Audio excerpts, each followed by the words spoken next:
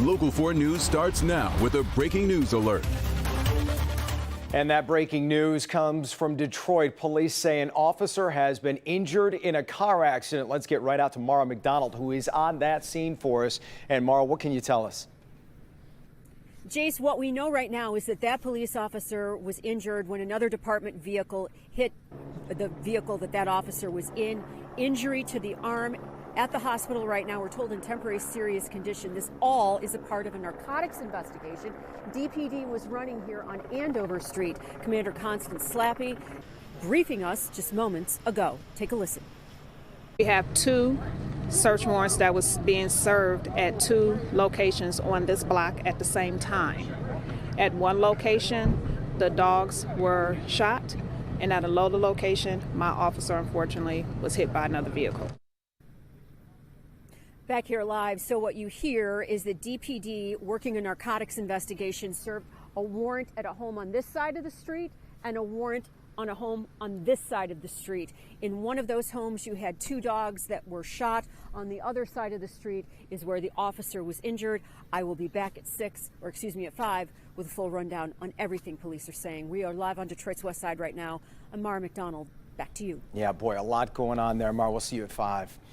Ford Motor Company investing big in Metro Detroit auto plants. The company plans to invest $1.45 billion in its Wayne and Dearborn plants.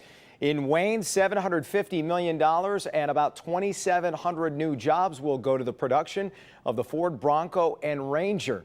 In Dearborn, $700 million along with 300 new jobs will go to produce the new Ford F-150 along with the F-150 hybrid and all electric versions. We'll have more on what this deal means to Metro Detroit coming up at 5 o'clock. De La Salle High School in Warren was locked down this morning after reports of a possible bomb threat. Police say a planned protest was misconstrued on social media and there was not a credible threat here. Students had planned to walk out of the classroom to support the 3 students who were suspended in an ongoing football hazing investigation.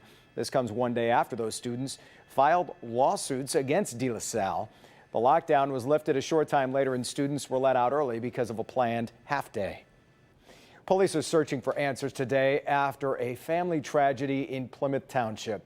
This morning, a woman was found dead in a parked and running minivan, and a man was found dead in a nearby home. Right now, police suspect a murder-suicide, saying the couple was divorced and involved in a custody battle. They believe the man shot his ex-wife before he turned the gun on himself.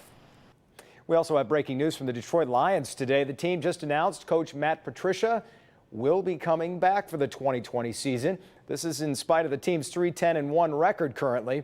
The Ford family statement indicated it was not an easy decision to make.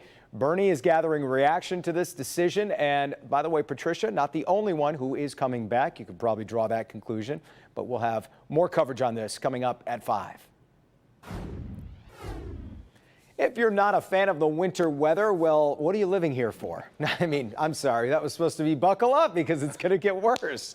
That's extreme cold coming and a little bit of scattered snow. Let's bring in Ben, who's got it all for us. Hey, Ben. Are you going to just rent him a U-Haul and just help him get out? Is that the out of here? But yeah, we do have snow in the forecast, but hold on to it if you like it, because this is going to be the last time you're going to see blue on the map here in southern Michigan. Maybe until after Christmas. We've got an extended dry stretch, but we will be seeing snow showers tonight. In fact, a good chunk of the state already under winter weather advisories. We are not on this side of the state, but we're definitely going to see some snow, and some of that's going to kick in before midnight. Temperatures will be falling down to the freezing mark and below. We'll look at how much to expect by the time we get to tomorrow morning's commute and also what to expect for Christmas, all in the next few minutes. Jason. We can look forward to that for sure. All right, Ben. Today, we're getting a good look at the inner workings of Congress as the battle over impeachment grinds forward now. The House is debating just how it will debate before this historic vote Also, President Trump just released a scathing new letter. Let's turn to Devin Scillian, who's in the newsroom. In Devin, tomorrow, a huge day. It sure is, Jason. Only 2 American presidents have been impeached. Tomorrow, President Donald Trump could become the 3rd. Today's hearing a preview of some of the arguments that we likely will hear on Capitol Hill tomorrow. Here's where things stand. The House Rules Committee has been debating for hours now, trying to set ground rules for the way things will go tomorrow. That's when the full House is expected to debate and then vote on the 2 articles of impeachment brought against President Trump. Right now, that vote expected to be decided, of course, along party lines. It's been decided that way through the entire process thus far. The ranking Republican on the Rules Committee says that's a problem. Speaker Pelosi assured us all that she would not move forward with impeachment unless it was bipartisan and unless there was a clear consensus in the country. Neither of those 2 commissions are present here. The president's continuing course of conduct constitutes a clear and present danger to democracy in America. We cannot allow this misconduct to pass. Now, as Jason just mentioned, the president just sent this 6-page letter to the Speaker of the House, Pelosi, accusing the Democrats of a, quote, perversion of justice and abuse of power. He says he did nothing wrong and says their campaign has been going on for years, even citing Congresswoman Rashida Tlaib, who infamously used a rather profane language threatening to impeach the president right after she was elected. So much more to come here, Jason. Updates every step of the way with more at 5. Back to you. All right, Devin, we'll see you at 5. A powerful storm system has slammed many states, leaving tornado damage like this behind. Buildings just crushed and collapsed to the ground. One tornado that touched down in Louisiana cut a path 60 miles long. Several tornadoes in Mississippi ripped across small towns, mangling power lines, as you can see there, trees down everywhere. 4 people reported killed in the Southwest with this, a dozen more injured. In the Midwest, millions are dealing with heavy snow and ice. At least 9 people have been killed in weather-related crashes there. Those storms are obviously keeping first responders very busy. Here at home, though, some Detroit firefighters have just been honored for saving one of their own during a dangerous house fire. Local 4's Kim DeGiulio has the dramatic story of how they were able to find their colleague in that dark chaos and his gratitude to his brothers in arms. Back in October, a vacant house here on Whitaker Street in Southwest Detroit was set on fire. While that house is no longer here, evidence of those flames can be seen on the house next door, and one of the firefighters who helped put this fire out is still dealing with the burns from those flames. Mark Taylor was on the job responding to a fire at this burning vacant home when the roof collapsed on top of him. The men were able to retrieve what they believed at the time to be all of the firefighters. After an accountability check, the firefighters quickly learned one firefighter, Mark Taylor, was still missing. Taylor was face down, trapped underneath 2 separate pieces of burning roof, thinking, is this it? Am I gonna die in here? But he knew otherwise. I felt really confident. I know who I work with. I mean, these are the toughest guys on the planet, so I know they're coming to get me. It's just a matter of time. His squad was able to spot him because of a reflective patch on his knee. We thought he was gone. He was face down. All I could see was his leg. Thankfully, he wasn't, and they were able to get him out from underneath the burning roof in just 13 minutes.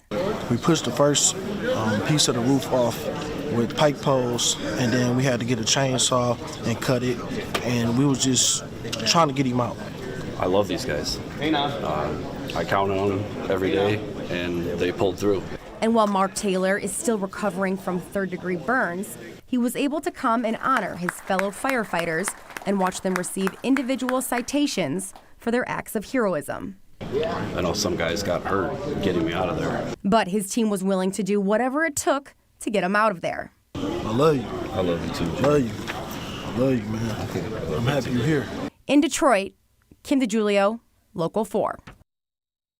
Yeah, it is a brotherhood, that is for sure, and good to see Mark Taylor doing all right. He's still healing, but he does plan to go back to doing what he loves, and that's working as a firefighter. We wish him the best for sure. Still ahead, rapper Cardi B sets the bar really high for birthday gifts. A lot of husbands might actually ask their wives, why can't you be more like Cardi B, honey? We'll explain that and probably why husbands should be careful what they wish for. First, here's Doc McGeorge. Hey, Jason, in good health, we're going to talk about something women can do that seems to lower the risk of breast cancer, how they can help themselves, and which group of women seems to benefit the most. All right, and later, ever wonder what you would do if you saw a child and the car that was wanted as part of an Amber Alert? Well, it happened to this guy. My heart was just pounding. It was unbelievable. Yeah, he wasn't alone. We'll talk about how some good Samaritans jumped into action. It's right after the break.